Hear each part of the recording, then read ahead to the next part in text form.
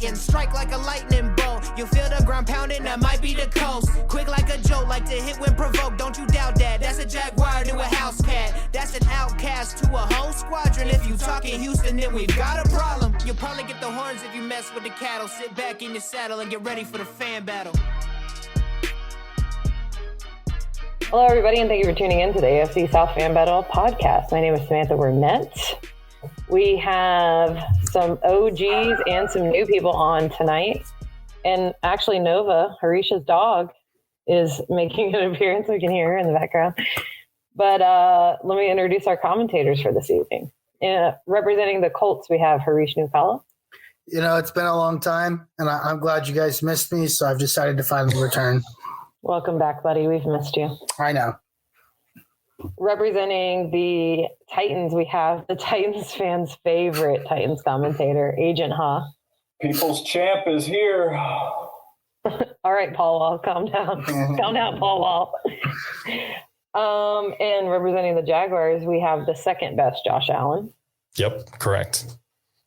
And for the first time, and we're gonna hope that he comes back after all of this. Representing the Texans, we have Coach Donte. Oh, what's good, y'all? What's good, y'all? What's good? Trust me, I'm coming back. I ain't afraid of nothing. I'm coming back. Oh, I hope not. He's already the nicest person that's ever appeared on this podcast. So.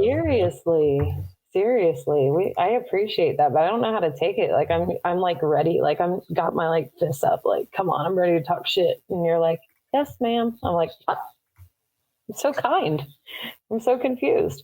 Listen, welcome to Fan Battle. I tried to get him to be mean to me in pre-production too, and even that didn't work. This is just the kindest commentator ever. It's a strategy. He's waiting for his moment. It's still preseason, so I'm sure if we have you on during the regular season, you'll be plenty pissed off at me by then. So, well, that's if he's around after the first 4 weeks. Oh, see, you gonna let him talk to you like that, Donte? I ain't worried about trash talking. That don't faze me at all. He's a Colts fan. We'll just see when we get on the field. Yeah, he's a Colts fan. Oh, don't worry, you got 10 days to that one. I'm excited too. Well, we already know they're going to lose. We already know they're going to lose week 2 in Jacksonville, so we don't have to worry about that. Wrong. It's fine.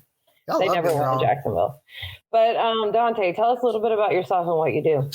Oh, man. First of all, thank y'all guys for having me on, man. I really appreciate it. Diehard Texans fan. I coach Little League football, 4, 5, and 6-year-olds. I also do YouTube at Coach Donte. I'm also executive of the Spotlight Sports Network, NFL, basketball, baseball, hockey. We cover it all over there. Like I say, I'm just a cool, laid-back person. And, I'm just ready. I'm not only a Texans fan, but I'm a football fan as a whole. So, again, I'm just thank you guys for having me on. Well, we appreciate you coming on. And I love that you work with kids and do that with kids because that's always my biggest thing. Of course, we're not like a kid-friendly podcast, but, like my son gets to see us do it. We have football players on here and stuff. And I just appreciate people that work with the kids in the sport.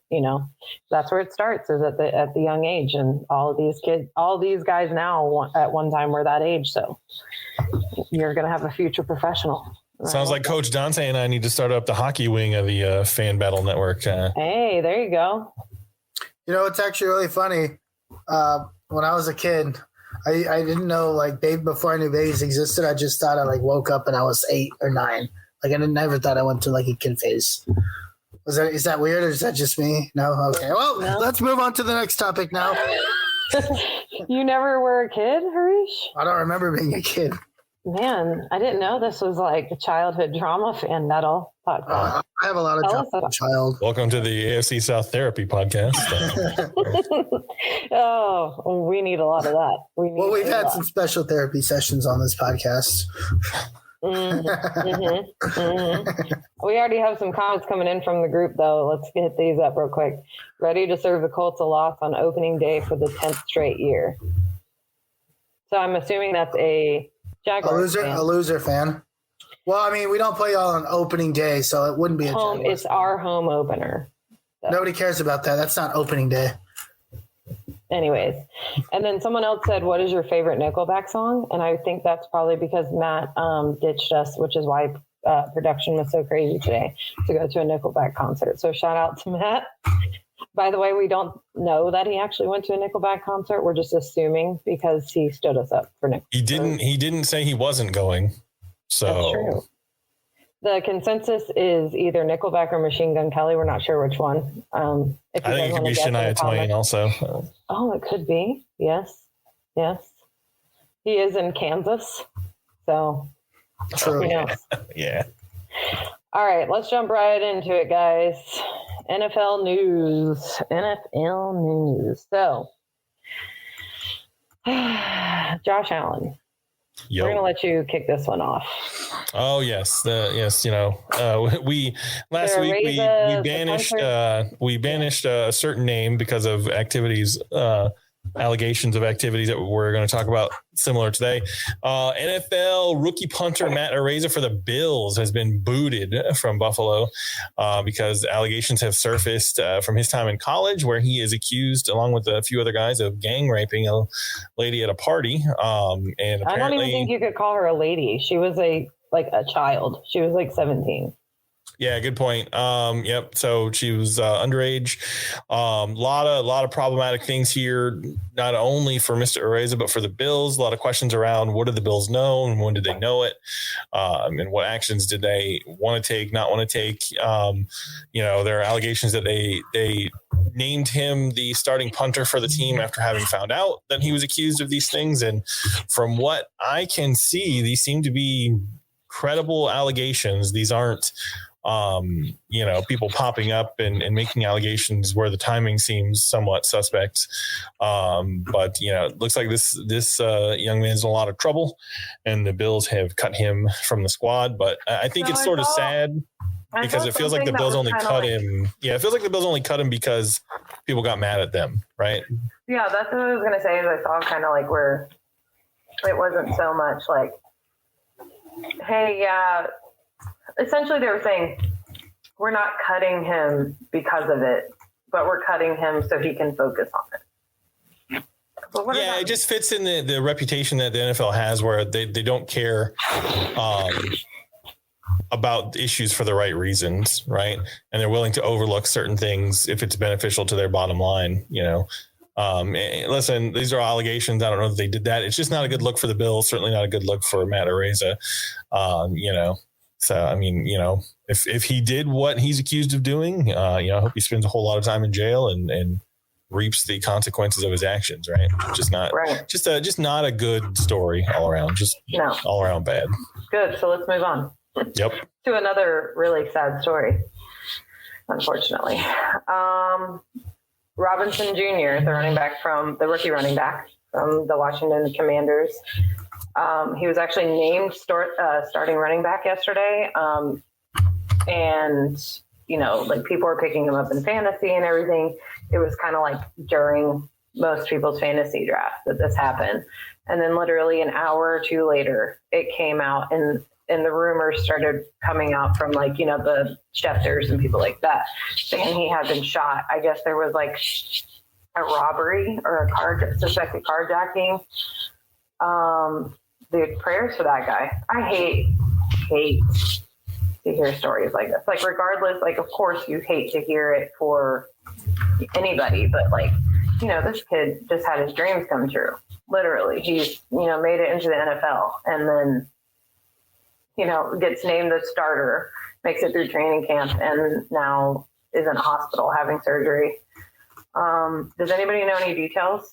Well, it was a carjacking. Allegedly, there's been a rash of carjackings in the D.C. metro area. A couple of years ago, there was a guy that was carjacked by a couple of teenage girls.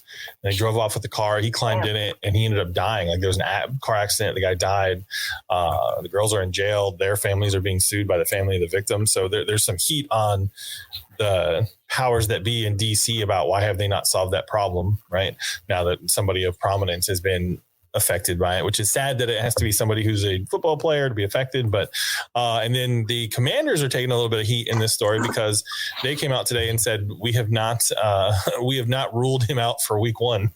And I'm like, maybe let the dude not play, right? Like he just got shot twice. Well, and I wonder, because that kind of goes both ways. He's in stable condition. We don't know how severe his injury is, but still, it was lower extremities. So he got surgery. He had surgery today, and they said it was like basically it's like his glutes that he got shot in, but it was actually like close enough if it was like the right spot. It could have been life threatening. Yeah. So he's lucky, man. Apparently there were 2 robbers. He fought off one, and then the other one is the one that shot him multiple times. According to Coach Rivera, he says it's really up to the doctors at this point. He says, we haven't ruled him out, but that's just because this is what it is. I mean, he doesn't have a decision when he heals. Yeah, I just happened to be on Twitter when that news sort of broke, and it was not well received by the Twitter sphere. When he came out, just one of the things I think, it came across as a little bit crass to even talk about whether or not he would play in that moment, right? Like because some of I'm not saying right or wrong, but it was just interesting to see some folks had a very visceral reaction to them even talking about whether or not he would play in week 1, considering that, sure. The news was pretty fresh. I just wonder if it was their way of kind of saying he's okay. Yeah, maybe. He's not dying, like their way of saying it without, because HIPAA, it'd be a HIPAA violation, maybe. I don't know. It's like a way of avoiding. I don't know. This is just all.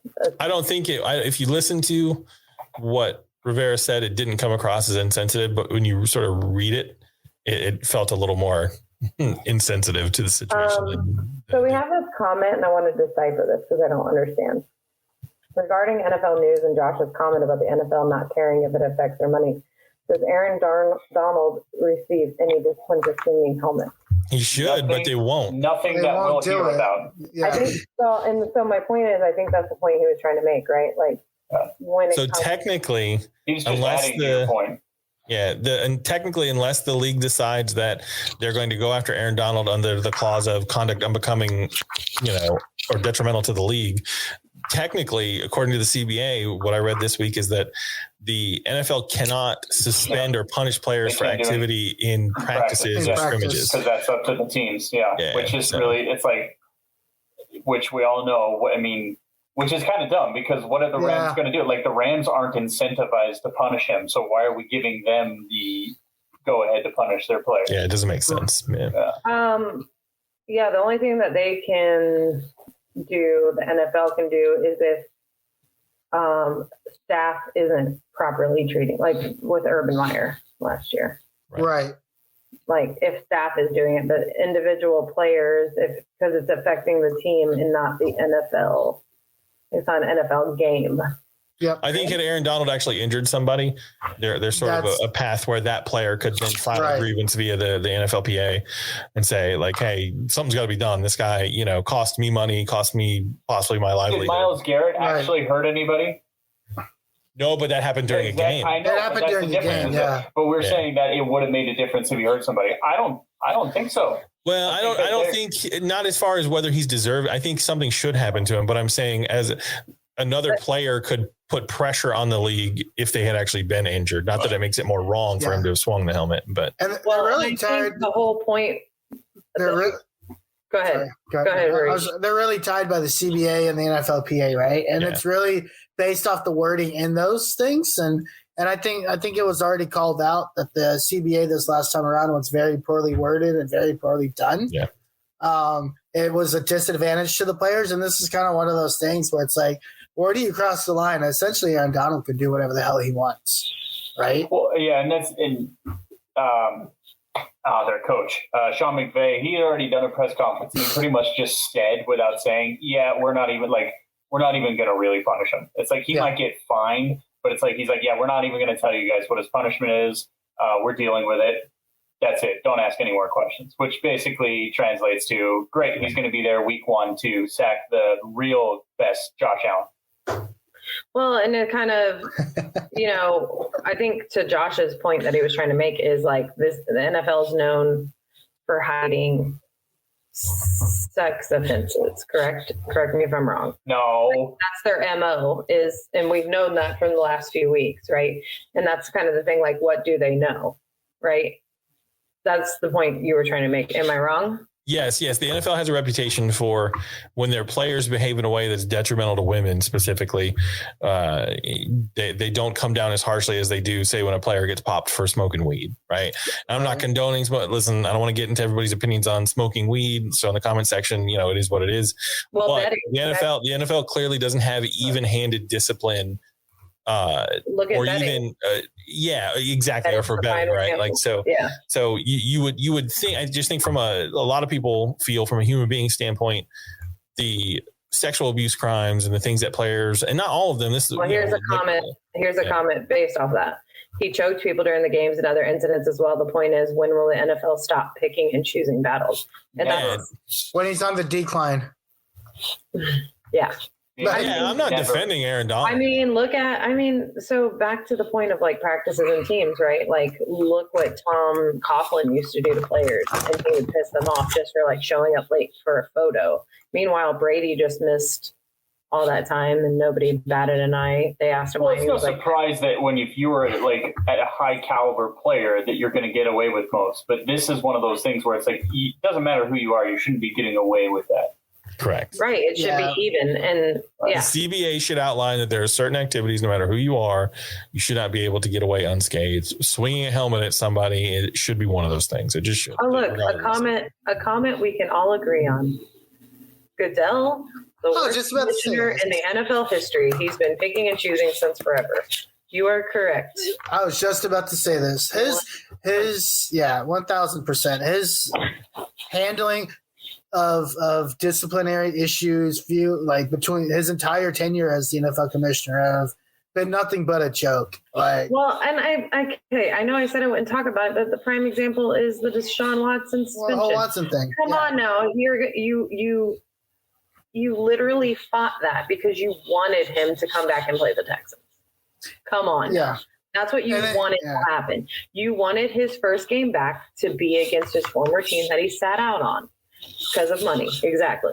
It feels like all their decisions are made through the lens of public relations rather than what's the right thing to do. Right. Well, Roger Goodell isn't incentivized to do the right thing. He's incentivized by making money for the owners and the league as a whole. So when something like this compromises the marketability, that's where he's going to side with. It's the same thing with the Rams. They are not incentivized to punish Aaron Donald. Yeah. Roger Goodell is not incentivized. The only reason that Roger Goodell will come down hard on anybody is through the court of public opinion, which then could affect the bottom dollar. Right. I just don't know how anybody else. And it's no different than any company you work for, by the way. It's just the way it is in the world or at least in this country. It's just the most relevant. Is the NSA like that, John? Yeah. Oh, yeah. Is the NSA like that? It's no different no matter where you are. It's just the most relevant. It's just the most obvious because it's the NFL. The biggest. Edward business. Snowden disagrees. Yeah. Well, I do think it's different too. There's more attention and a different sort of attention because this isn't a guy that's curing cancer, right? Like the NFL isn't something. It's entertainment, right? So you let these people that are doing things that are entertaining get away with stuff. Let's wait till we hear about Aaron Donald's theories on the human genome before we start saying he's not. Well, sure. I hear you. There's always the possibility, but the NFL itself isn't designed, right? And not that you should excuse bad behavior, but I think people get more frustrated with it because they say, it's just like the whole fuss over people standing or not standing for the national anthem. We get upset because there's blatant hypocrisy all over it. Right. That's the reason why we get upset. Yes, agreed. Yeah, and it costs $0 to just not be a piece of shit. So how about that? We'll wrap it up on that one. Donte, you've been really quiet. You got a comment? Like I said, I agree with everybody. Everybody said it doesn't matter how great of a player you is, you should always be, kind of disciplined when something goes wrong. Like that's unfortunate. Myles Garrett hit somebody over the head with a helmet and not be punished. And Aaron Donald, no matter how great he is, he may be a Super Bowl champion. He may be the best D tackle in the game of football. You should always be punished when you jump up out of line on something like that. So I definitely agree what everybody was saying. And, Roger Goodell, the way he botched the Deshaun Watson case, I definitely agree with it, what everybody's saying. That he's the worst. He's the worst commissioner for us handling punishment, giving out some punishment. So I agree with everybody saying. Well, yes, Roger Goodell is terrible, but we've had commissioners in the past that would just sweep things under the rug and not even allow these things to come to light. I think the big disappointment with Roger Goodell is that he comes out and he talks tough, like he did with Deshaun Watson. He said, we're going to go him after a year suspension, but then he never seems to really stick to his guns. Right. And that can just be a symptom of, like, sometimes you have to negotiate the best sort of deal you can get when you're dealing with, labor unions, which is essentially what the NFLPA is. But I think that, I know for me, I look at that sometimes and I'm like, just stop talking so tough if you're not actually ever going to pull the trigger on the things you say you're going to do. Are you trying to say he's a bitch? I don't know that I'd use that word. I'm just saying everything is done is sort of it's politics. Again, it's a publicity stuff. Well, I think that we could fix all of this if we just add a new patch to the players' jerseys.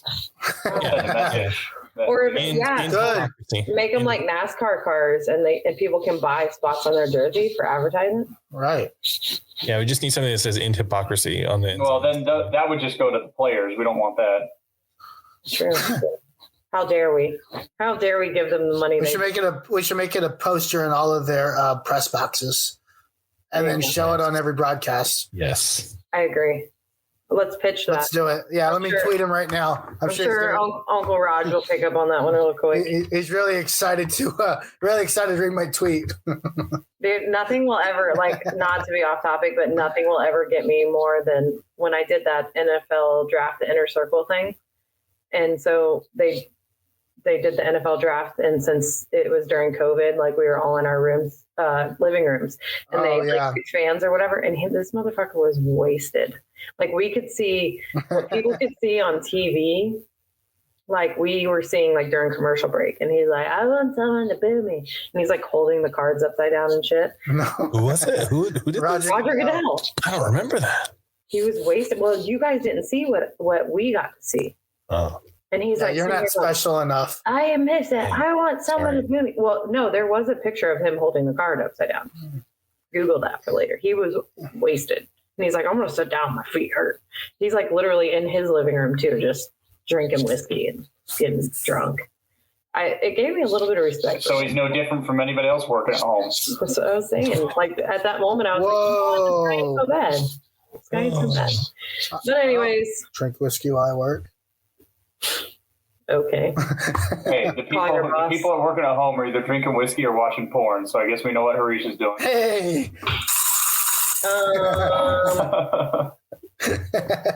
So we had somebody says he's the best commissioner. Boo. Can you block that person from all of our broadcasts in the future, please? I'm sorry. Yes. Talking about some offenses must be punished. That must be punished. All right. Listen, fantasy draft. Any of you do fantasy this week? And John? Did you? Yeah. I just didn't do the one that's in this group. I just did my own. Donte, did you do one? I'm doing one Sunday on my network group. That's so smart because look what's happened. I don't know why we choose to do this so early. I do have a question though that relates to this group. I have Michael Pittman and Christian Kirk on my team. So what's the thoughts? Who should I go with? Michael Pittman. Well, and Kirk is, they just traded Visca today. So you're saying Michael Pittman? Michael Pittman is the obvious number one. He's the Jaguars commentator. I'm the non-biased. Yeah. Michael Pittman is the obvious number one in a wide receiver group that is very questionable. But that's my thoughts. Michael Pittman is the number one wide receiver overall. Yeah, for the Colts, yeah. Everybody else. Oh, okay. I thought you were saying in the NFL, for fantasy, fantasy NFL. It's Harish. He did. I was wait, you're saying that he's the number one wide receiver that should be taken in all fantasy leagues? No, he's the obvious number one. I think you should start Christian Kirk so that you understand what it's like to be a Jags fan. should understand our suffering. Listen, you guys want to hear how awful I am? I have this tradition, and this is so like against fantasy, but like I've gotten first place 1 year. I think 2 years ago. Or no, 2 years ago I got second. I've gotten first place like once, right? But I'm like too proud to like pick smartly. And I don't even care if it's $100 league. I will not pick Tom Brady. Like I won't pick him. I will not pick a Titans player ever. I had a chance to get Derrick Henry. I didn't take him. I picked up Derrick Henry. I don't pick up anybody from my team at all. Period. I think it was last year. Didn't I have Derrick Henry and AJ Brown? Y'all were making fun of me. Oh, jeez, wouldn't surprise me. But yeah, I literally picked up Trevor Lawrence because we don't know what's going to go on with Trey Lance. Okay, I actually have Trevor Lawrence as well. See, but there's extenuating circumstances. We have a person in our league who decided to be one of these people, and he drafted a quarterback with his first 5 picks, and he took all of the top quarterbacks so that he could trade them away. I was like, you're a freaking idiot because you're just going to have to drop them. And he did drop them, and we all got free quarterbacks. Nice. Yeah, I picked up Trevor Lawrence, but I would have started like as many games as I could with those quarterbacks. I would have just said, nope. Just said, sorry, you're not getting them. I'll start one. Yeah, that's fine. I mean, the only way that you got to commit to the bit, man. The only way that would make sense he was is that going to have to, but he decided not to. I mean, auction league's fine because then you're selling your people, I guess. I've never played an auction league, but I don't know. I got an A+ on both of my drafts. I'm just saying. But of course, both of them, the one was like, you would have scored however many points higher if you would have. Oh, yes, because these automated pre-draft or post-draft ratings are so meaningful. That basically means you're going to get last. It was just funny because it was like. You sure this isn't your first year in fantasy? Unfortunately, it's not. But it was like, I just like reading it after because it gives you like the tips. And it was like, you would have scored however many points higher if you wouldn't have picked up Trevor Lawrence or all these other players. But, I got Kyle Pitts. I'm excited about that. I think he's gonna have a big year. I got Aaron Rodgers in like the 10th round as a backup. Nice. So, yeah, that was in our league in the fan battle league. So thank you guys for auto drafting. You're welcome. I didn't auto draft, but you're welcome. You're welcome. Thanks. You might as well have. Probably. I was at dinner when I was doing it. Who cares? It's free. You were eating? Unreal. I was eating hibachi. Ooh. I was like doing the whole like choo choo Japanese egg roll joke. There you go. While I'm drafting, and then all of a sudden you'd hear Roger Goodell of all people. It'd be like, "Your team is on the clock," and I'd be like, "Hold on." Wait, that's his voice. Mm-hmm. You can't know. I mean, I always put it on. I did a Roger Goodell voice last week, and Josh Allen made fun of it because I guess when I do my Roger Goodell voice, it sounds like Foghorn Leghorn, but. Yeah, dude. I mean, they're pretty similar. Your team is on the clock. I'll say, I'm not punishing you. Thank you for calling in the draft. Anyways, moving on. That's cool. Donte, you got anything about fantasy? You good? Yeah, I just have fantasy. Mine's Sunday. I just have fantasy Sunday. I come up Sunday with my network. So don't pick up Trevor Lawrence. Do it. Don't listen to her, Donte. Dude, the Jaguars' best receiver is Laviska Shenault. Ew. Panthers now. Why not take him? You only need him for 1 week whenever your quarterback's on a bye. Right. True. All right. We got any comments? Man, y'all are loving. Adams, man, they are just going, listen, the comments are going off about Roger Goodell. We like hit a trigger in the group. I'm not even going to get into this. I'm not even. Oh, this is good stuff. Y'all great. This is what we call engagement. All right, listen. Tomorrow at 4 p.m. is the deadline for the 53-man roster. So, we're wrapping up preseason. I think it's like 9 days. We'll have our first game of the regular season. Is it 9 or 10 days? The 8th, whatever that is. Yeah, like 9 days. I'm so excited. It's finally back. But that being said, your face. 13 days. No, it's not 13 days. Harish, did you forget to do math? How to do math? 10 days. Just kidding. Math is hard, Harish, I know. So just so everybody knows, Harish does IT, not accounting. Thank God. Well, I'm from a third world country. Our numbers are a little bit off. You're from Texas. Well, we can run our own country. The statement stands. He's from a third world country. I've been to Texas. Texas is the most disappointing state I have ever been to. It is so hyped up as this grandiose, wonderful place to live. I went there and it was basically, it was the show King of the Hill in real life. Okay, here's the thing. We're going to be talking about the most disappointing state coming from someone from Florida. Bro, our state is amazing. What is this, man? I want you to spend a week in Texas and then come spend a week in Florida and tell me that you don't believe 100% that Florida is better than Texas. Well, I actually need to go to Florida so I can have an accurate opinion on this, but Texas is not great. It actually sucks to live here. I'll be in Florida in like a couple of weeks, actually. Where are you going to be? I'll be doing Orlando, all that touristy stuff. Somebody's got to come get the wiretap info that you put on your line. I know. Gotta get the wiretap app. And my kid. I think week 2 is when I'm in your guys' neighborhood. So you're going to be here for the Colts game. Oh, is that right? Come on. Yeah, man. Yeah, dude. I'm trying to think. You could be our saving grace. How far is it to Jacksonville? 2 hours. 2 hours. That might be doable. That's not far at all. Come on. I'll give you. You gonna give me a ticket? What are you going I will get you a ticket if you. Maybe the Jaguars can finally beat Let's see. I want to make sure that the date. What am I? I'm coming. The 18th. Yeah, the 18th. Yeah, I'll be getting in on the 17th. So. Jon Ha, come to Jacksonville. Dude, I'll buy a ticket and come too, man. Maybe the Jaguars can finally beat Matt Ryan. Okay, listen, calm down, sir. Bro. We are every time the Colts get a different quarterback, they run the same schmack. Didn't Jacksonville beat the Falcons in London one year? No. Matt Ryan's undefeated against the Jags. Oh, is that right? I thought. Oh no, it was Cleveland. As the number one Matt Ryan fan, how do you not know that? It was I was thinking of Cleveland. It was Cleveland that did it in like 2014. I want to say. Oh yeah. There was a London game where it was like a team that was like really terrible. No offense. I'm talking about 2014. I'm not talking about now.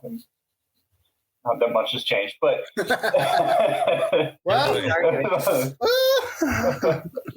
to offend. There was some London game where the Falcons lost that they shouldn't have. Oh yeah, no. That was a Super Bowl. Yes, that one too. But this was not a London game. That was a Houston game. 28-3, blew the lead. Did you guys see the Saints troll Atlanta with the new Superdome escalators being 28.3% faster? Yes, I saw that. It was amazing. Didn't somebody else put like? I thought I saw something with stairs that somebody else did. I don't know. Yeah, whatever. Anyways, moving on. 53-man roster tomorrow. Deadline's at 4. Let's start with the Colts. Harish, give us a rundown. Preseason's over. Who did you guys drop? Is there anybody left to cut? Nobody's been. I think only one player's been dropped so far. It's just Jack Cohn, who's dog shit. But yeah, nothing's really been announced yet. We're just kind of chilling. So I think all of our news is coming out tomorrow.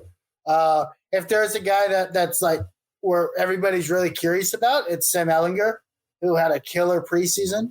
And he played really well last year, but then the issue with his brother passing away and he got injured kind of hurt him through the middle part of the preseason. So he played extremely well. I'm hoping we keep him. As a Longhorn fan and as a Colts fan, it'd be awesome to see him stay on the 53, but it's really our only way to keep him at this point, because if he goes practice squad, somebody's going to take him. So really it's Sam Ellinger watch for a lot of fans in Indy because he's just played so well. Well, speaking of Longhorns, not to cut you off, but today was exactly a year ago that I always say that. Michael Griffin came on the podcast. It was exactly a year ago. He's throwing up. That's my guy. For the audio listeners, he's throwing up the Fucking horns, baby. Hey, hold on. Also, real quick, Coach, you got a comment? Hey, shout out to my guy Vic 3. That's my guy Vic 3, y'all, that came in the chat. So shout out to my guy Vic 3, man. What's good, man? Vic 3, what it do, baby? Better than Vic 7. What's up, Vic 3? Tell us your favorite brand of mayonnaise. Hey, that's my guy too, ECG. He's also a diehard Jaguars fan. That's my guy, East Coast Jordan. He's a diehard ECG, Jaguars fan. You're not as cool as the other guy, ECG. What up, dude? Yeah, man. Sorry. So, anyways, go ahead, Harish. Go ahead. Let's hear. But yeah, that's really pretty much it. It really just depends on where we need depth. We really need some D-line depth because I don't know if anybody saw any of the Colts games. Probably not. But our backups on defense are absolutely atrocious. So if anybody on defense gets hurt, we're screwed. So hopefully there's some guys up there that we can pick up. Not very confident in anybody outside of our starters on the defensive end of the ball. Matt Ryan, he looked okay, but it's really vanilla offense. He's only had one touchdown drive all preseason. I'm not thinking too much into that because Jonathan Taylor nor Nyheim Hines played all preseason. And I think Michael Pittman only played like one series. So, yeah, we'll see. I imagine he was just in there for like cadence purposes. Could be, yeah. But Matt Ryan, he actually had a solid drive the other day where he threw a really good pass to Michael Pittman. John, we'll see what happens. Calm down, John. Yeah. John's shedding a tear. Oh, I should come to because I can go to a Matt Ryan game. You can go to the Matt Ryan game. There you go. I didn't even think about that. Let's do it. Good. Yeah. We'll send you your Matt Ryan jersey. I have a Matt Ryan jersey. Oh, perfect. We'll send you Not a Colts the right one, one. though. Sorry, buddy. Yeah, we'll send you the right one. We don't want you to embarrass yourself. I'm not letting you wear that. I'll wear it all day. Yeah. No, the Colts one, I'll rip it off. No, not the Colts one. I have the Falcons one. Yeah, fine. I'm not letting you wear a Colts jersey. I already had to wear a Colts shirt once when I lost a bet. Gross. Yeah, I had to wear another one.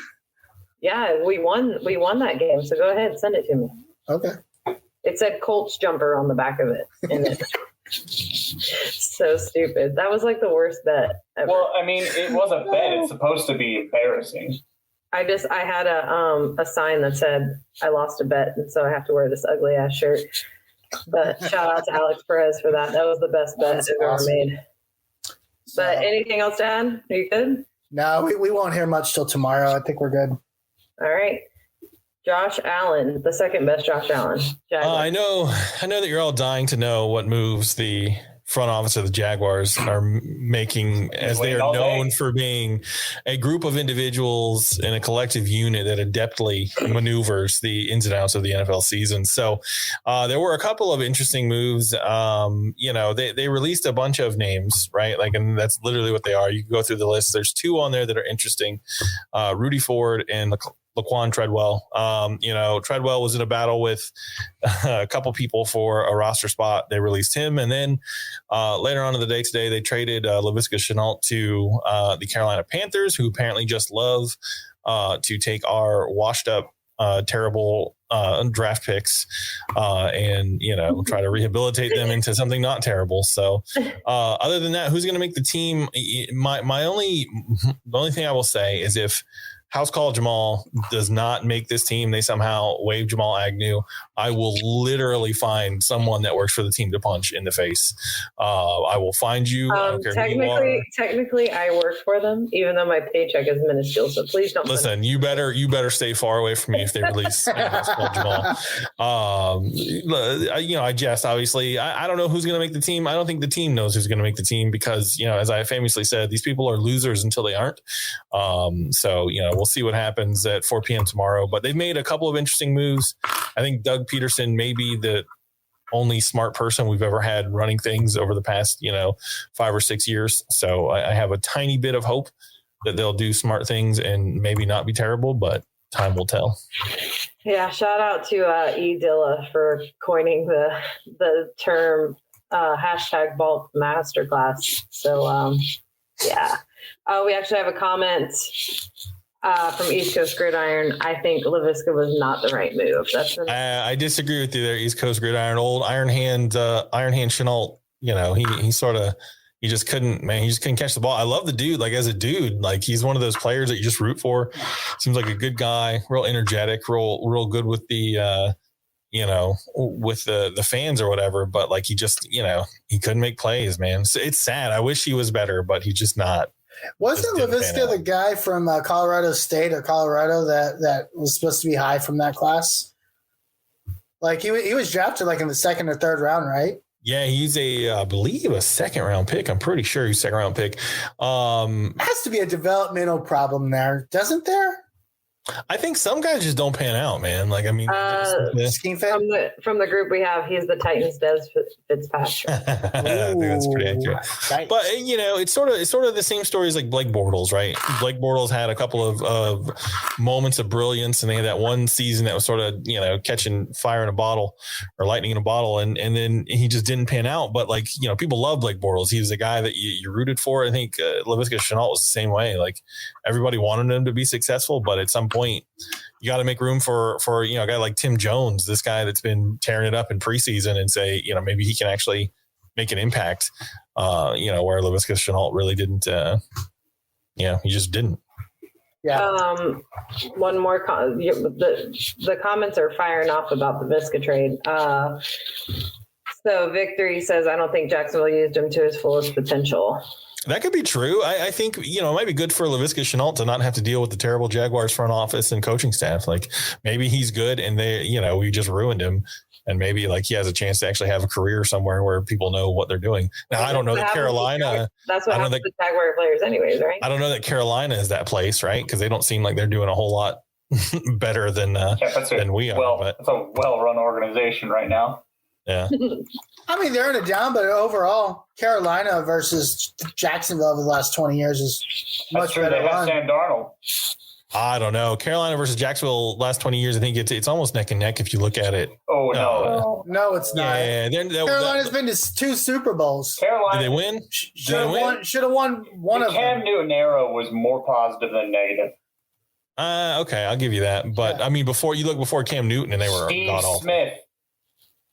Yeah, What? I mean, they were awful, dude. Carolina is not good. You're not. Look, come on, get out of here. Carolina's not second good. best Josh Allen. No. I'm not saying Carolina's great, but I'm just saying if you want to compare the two organizations in terms of success, I think Carolina has got you. Yeah, but I mean, okay, you want to compare them to the worst team in the league? Yeah, sure. I mean, great. They were neck and neck. Congratulations, Carolina. I think in terms of overall success, they didn't win any Super Bowls. The Jaguars haven't won any Super Bowls. Right. At the end of the day, that they were neck and neck, and I'm like, wait, hang on, we don't even want to. I think so. I just don't think they're good. They're not good. They're not good. This comment, I'm going to read this comment real quick, and then we'll wrap it up. Maybe neck and neck was a stretch, but I'm just telling you, I think Carolina. That's all I was saying. Maybe we can. East Coast Gridiron says Carolina's history is deeper than ours. That's why we had to pay Christian Kirk so much money. But we said this on a couple podcasts ago. We call that Kirkflation. Okay. That's Kirkflation. The minute the Jaguars pay Christian Kirk all that money, the wide receiver market went up. That's Kirkflation. Got to deal with it. Shout out. Thank you. That's the most you have to be proud of. Yeah. I'm the non-biased host. Okay? We decided to destroy other teams by overpaying ours. Understand how terrible the Jaguars are when the most, we're sitting here talking about Laviska Shenault. Right. They're Jaguars fans. Listen, there's Jaguar fan groups that are having passionate conversations about Laviska freaking Shenault. That is our big news. Laviska Shenault got traded.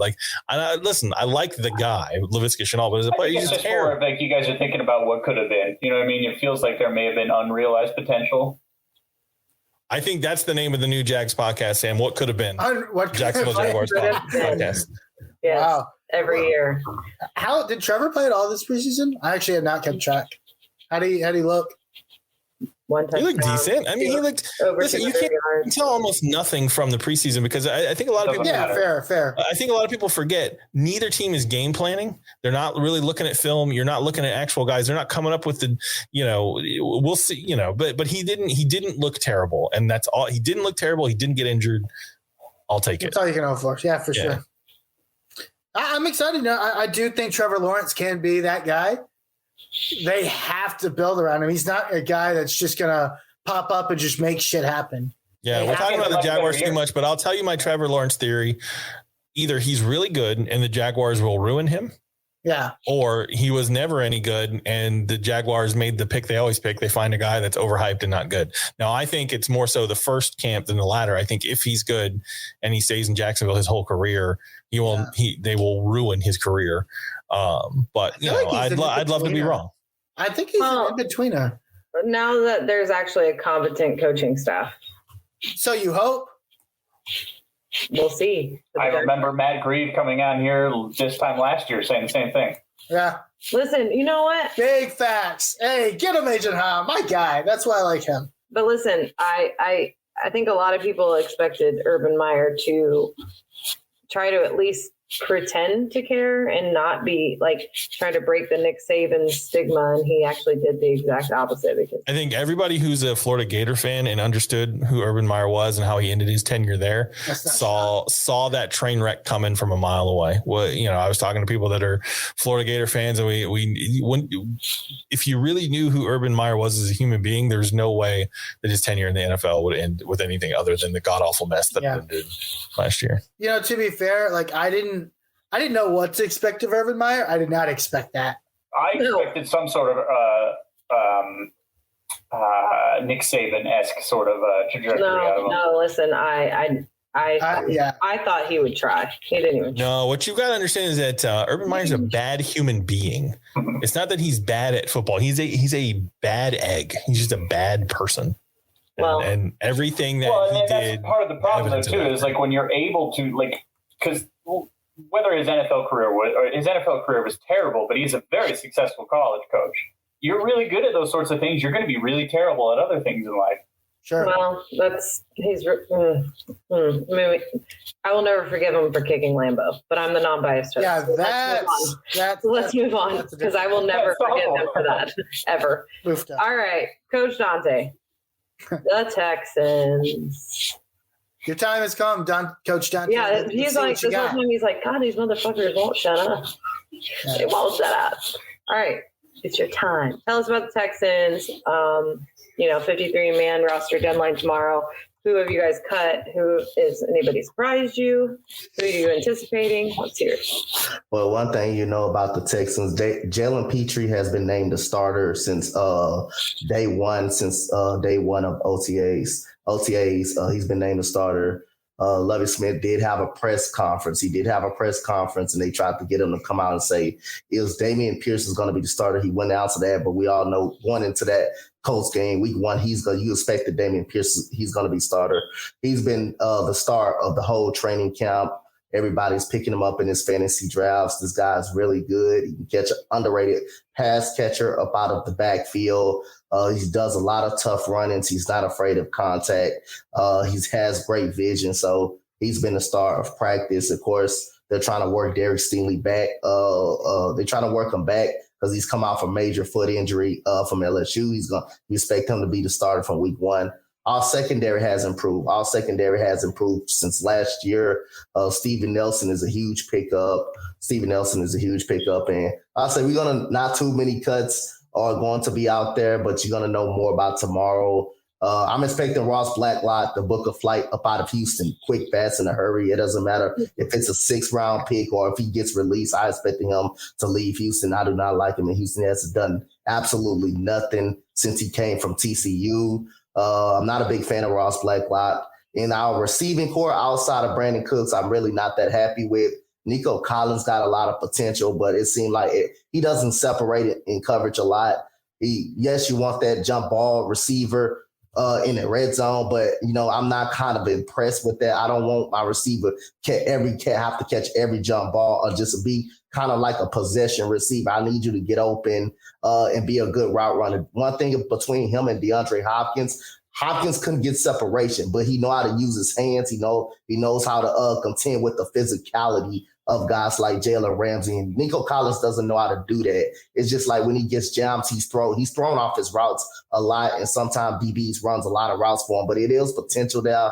Tight end position, not great. We don't block well at that tight end, so it's rumors that we can get another tight end.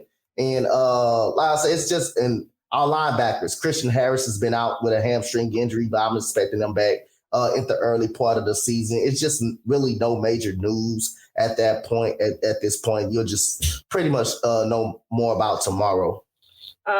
East Coast Gridiron says the Texans have a very young and scary team already. And then your boy Vic said facts. So I think I joke around and I call the Texans the Jaguars of the AFC South now. But I think the scariest part about the Texans is that you how do I put this? You can't anticipate what's going to happen, right? There's too much. There are so many unknowns that it scares me that they're going to come out and they're going to be breakouts. Also, Jalen Ramsey is a trigger word for me on this podcast, sir. Jalen Ramsey, never heard of her. He said Jalen Peacher. Okay. He said DeAndre Hopkins could separate from people like Jalen Ramsey, and I was like, I clenched my pearls. Yeah, that's all right. Yeah. Coach, she doesn't like the word Jalen Ramsey. It's like a trigger word for her. Well, it's nice to have a perspective from like somebody who actually coaches the game, because we can actually tell that you coach the game, right? Instead of a bunch of idiots who just like sit on the couch and watch football. No offense, guys. You seem really smart, and we don't. So we're glad to. We really appreciate that. Thanks for making us different perspective. Yeah. Well, is there anybody that you're expecting like tomorrow, like by the deadline? I'm expecting Chester Rogers. Chester Rogers, we just got him probably pretty much a day before training camp. He's already out. I think he's going to end up on IR. I don't think they're cutting him. It's a little bit battle going on at the back end of that secondary group. I think we may get another secondary player, a cornerback. We're not deep at the cornerback position. But other than that, it's going to be interesting what they're going to do with Blake Cashman. Blake Cashman had an excellent preseason for us at the linebacker position.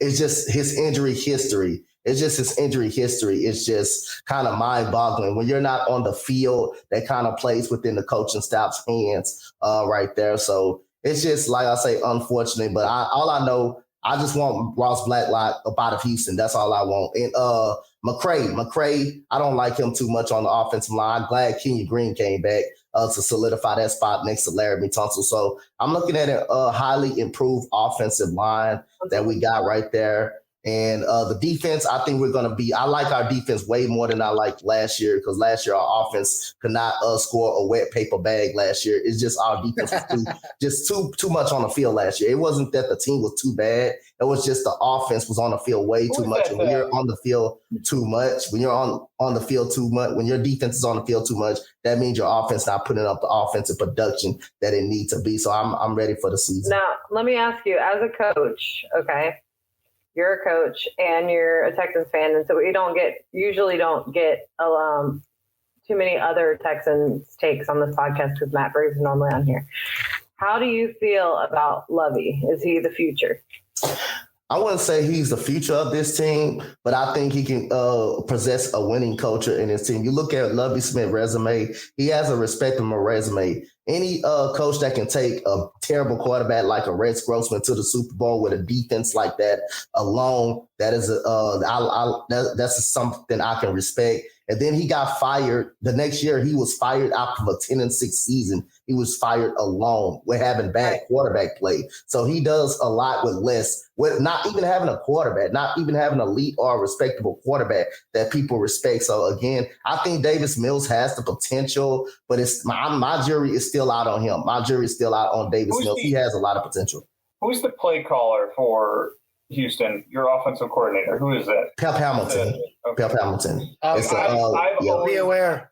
I've always loved Lovie Smith. That guy can really coach a defense. I think his problem with Chicago was that he's not as savvy as managing offense. So he's always kind of let it up to his offensive coordinator. So that's why I asked, who is it that you got running the offense? Who's your play caller out there? And is that who you like? Do you feel better about this?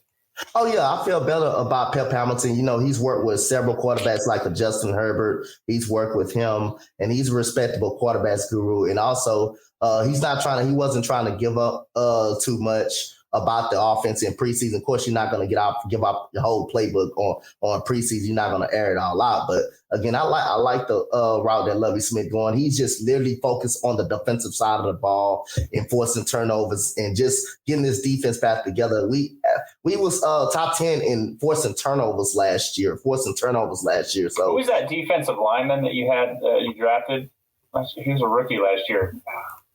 Was it Roy Lopez that you was talking about? Was it Lopez? He was a D tackle. I don't remember. Never mind. That was the third rounder, right? Yeah, that's a third rounder. He's a deep tackle. Roy Lopez, and we got another one that's going to make this team. That's going to probably be a rotational piece. His name Kirk Heinisch. Look out for him. And we also got Thomas Booker, who's going to make this team out of Stanford, who we drafted this year. So we got a very good defensive kind of upside right there. But Lovie Smith is strictly focused on defense. He has got no part of the offensive call. That's all Pep Hamilton's job. Well, the 2017 Jaguars showed you that you could. Listen, I don't want to brag, but I will have to let you know that this year our passing game coordinator is none other than Mr. Jim Bob Cooter. So I'm just putting the whole division on notice right now. His name. There's not a better coaching name. I don't know if he's good at coaching, but his name is just fabulous. So Jim Bob Cooter. Here Jim Bob Cooter was like a pretty. This comment came through and a minute ago, and I wanted to read it, before we segue to Titans because it's so true. If you respect your coach, you will run through walls for them. Lovie Smith is one of the most respectable coaches in the league, and that's facts. That's facts. It's just insane, and you know what? It's true with good teams, bad teams. I honestly feel like the Detroit Lions would run through a wall for Dan Campbell, NCDC. I watch Hard Knocks. I feel like I'm ready to run through a brick wall. I agree with that. I hate that I found myself liking the Lions a little bit. Dude. I mean, not like I like the Jaguars, but I'm like, man. Dan Campbell is very entertaining. He's very likable, too. It's like I'm watching Macho Man Randy Savage. Yeah. So, he's very respectable by the players, too. The players respect the hell out of Dan Campbell. I feel like Dan Campbell is what Urban Meyer was pretending to be, right? He was watching film, but he was just watching him in the film room. Right. Yeah, exactly. Yeah, I believe that 100%, though. It doesn't matter how good or how bad the team is. They'll run through a brick wall for their coach. Yeah, that's a really good take. That. Yep. Well, Jon Ha. That's a good transition because a lot of players on my squad would run through a brick wall for our head coach. He's got one of those attitudes, too. Yeah. Until the playoffs. Yeah, and he was a former Texan, right? Yeah. Yes. Until the playoffs, right? Yeah, until the playoffs. Yeah, I mean, that defense was hauling ass that whole game anyway. So that's true. 10 sacks is a lot. Well, Matt Ryan will run through a brick wall into the playoffs. Yeah, I mean, I'm sorry, Matt Ryan. So I'm not. I've been saying that it's like we're not going to the playoffs this year. Well, you could have had your next franchise QB, and you're going to upset all the Titans fans, man. They think they're going to the Super Bowl. I'm going to upset them. They're already upset with me. What are you talking about? All right, give us your take.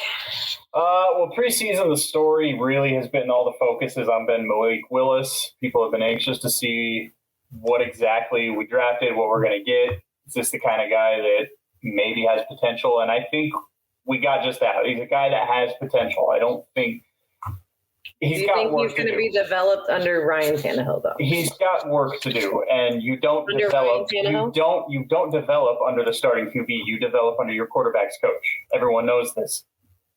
But that's not what they were insinuating early on. But go ahead.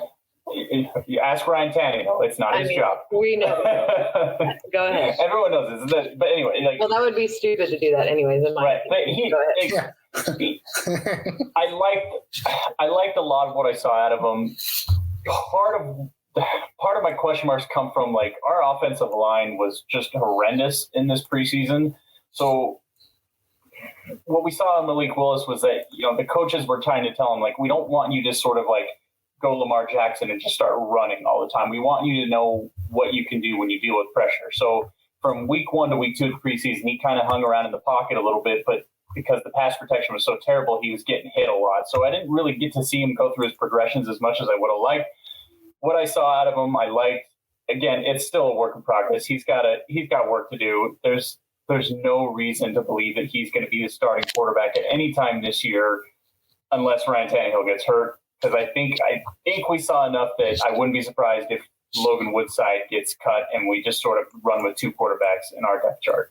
I think that offensive line is where we're going to really want to try to bolster up any kind of roster spots, just because there's a lot of issues with that offensive line right now. I imagine most of our cuts are going to be coming through that. We already traded for an offensive lineman from Carolina today. I wouldn't be surprised if we just see a bunch of people kind of just, revolving door in and out of this throughout the whole year.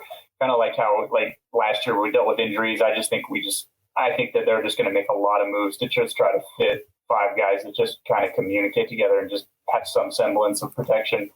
Our pass protection has never been like great, but we have been able to run block, and that was nowhere to be seen in the preseason at all too. So there's some concerns with that.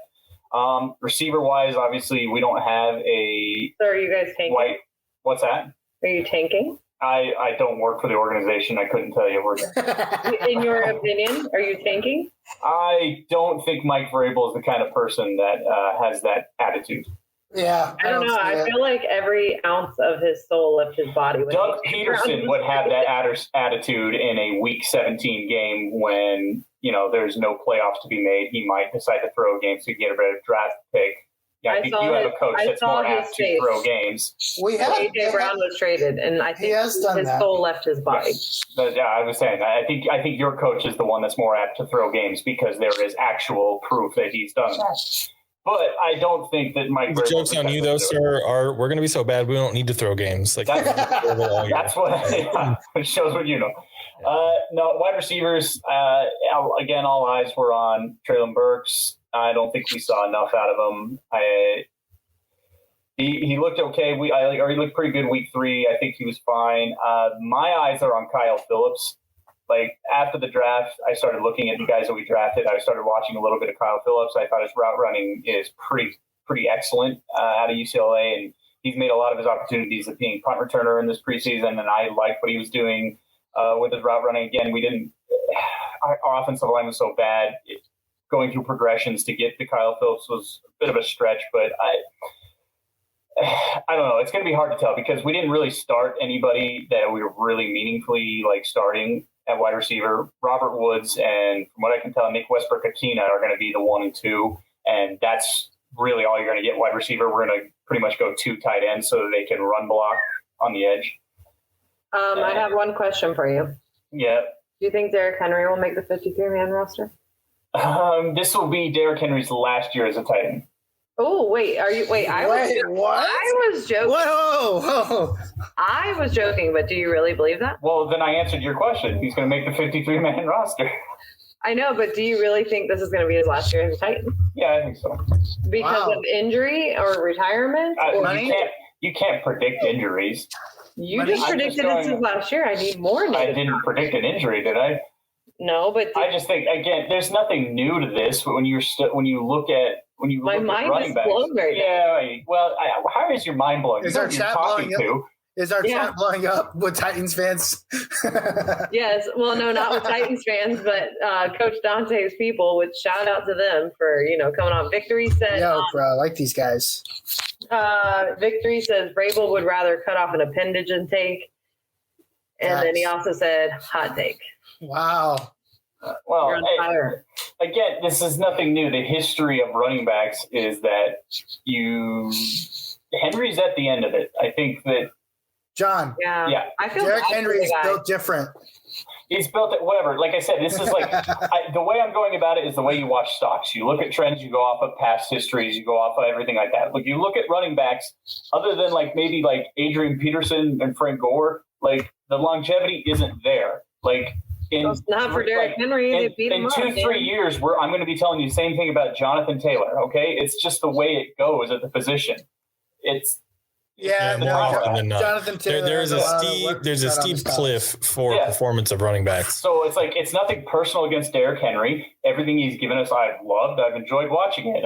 It's just the way it goes. I think he's going to have an elbow injury from stiff arming so many Jaguars. Now, is it possible that he is built different and that he has more longevity? Yeah, it's possible. But again, that's not what I'm basing this off of. I'm basing off of just statistics and generalizations. That's kind of what you have to do. So there's a possibility that like he doesn't have a great year.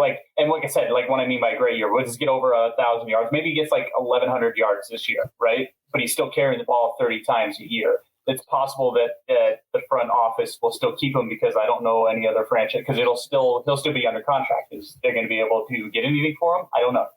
Well, John, do you have any last comments before we wrap this thing up?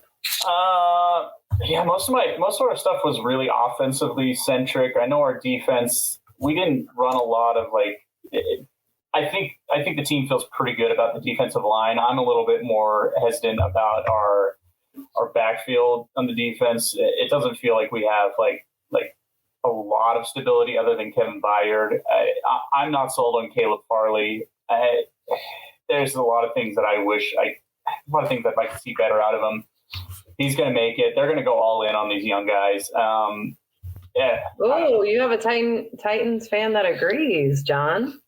They said 2 years, 2 more years with the King. That's it. I agree. # tighten up. You actually got a Titans fan to agree with you. Wow. Our Titan fan base IQ is slowly going up. That's kind of scary. # right? Mayo gang. I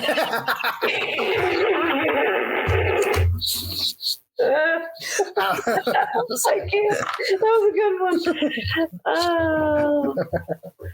Oh, good job. That's the all right. Second best. 50% of us thought that was funny.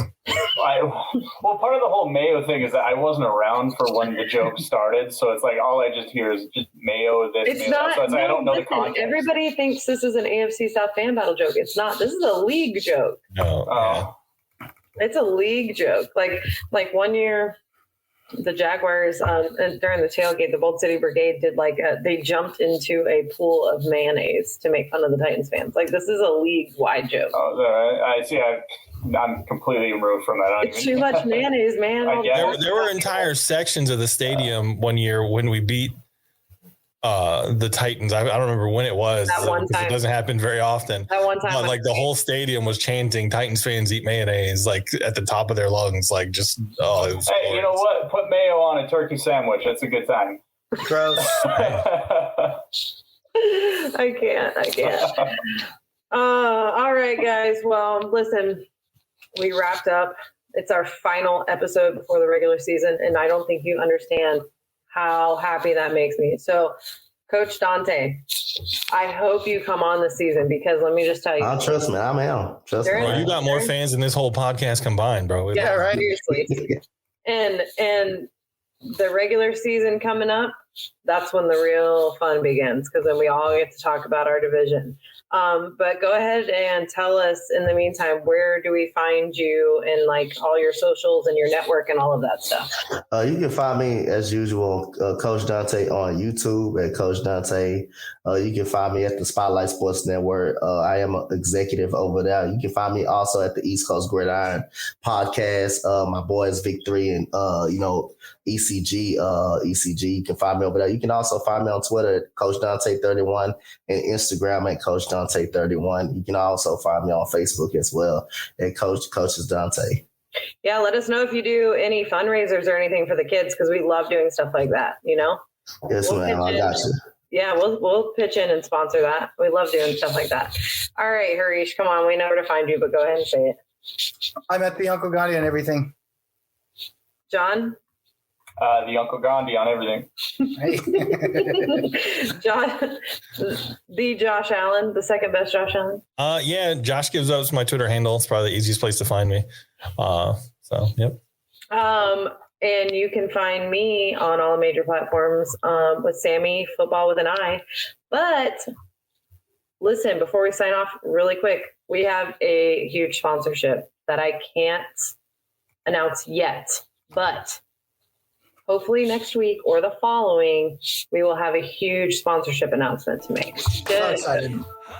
So, no Titans fans, it is not mayonnaise. I wish it was Duke's. I'm going to try for that one. We're in talks with Berman's mayonnaise, but nothing's final yet. But yeah, so make sure. I think that's an East Coast thing. I've never even heard of these brands you're talking about. Probably. Sorry. I don't know Utah's mayonnaise choice. But anyways, guys, make sure you tune in and check out the sponsorship. I'm super excited about it. Make sure you check out Coach Donte on Twitter and check out his network and his show. And of course, huge shout out to Big 3 and East Coast Gridiron for keeping the comment section rolling. We appreciate you guys for that one. We thank you guys for tuning in, and we will see you during the regular season next week. Also, the Panthers still suck. I don't care what stats you guys put in the chat.